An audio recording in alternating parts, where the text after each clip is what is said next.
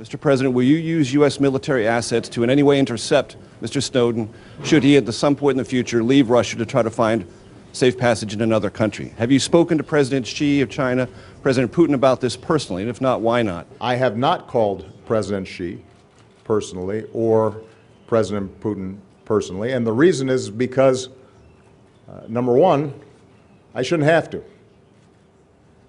This is something that routinely is dealt with between law enforcement officials in various countries. And number two, we've got a whole lot of business that we do with China and Russia, and I'm not going to have one case of a suspect who we're trying to extradite suddenly being elevated to the point where I've got to start doing wheeling and dealing and trading on a whole host of other issues, simply to get a guy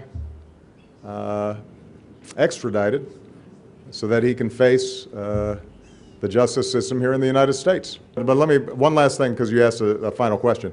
No, I'm not going to be scrambling jets to get a 29-year-old hacker.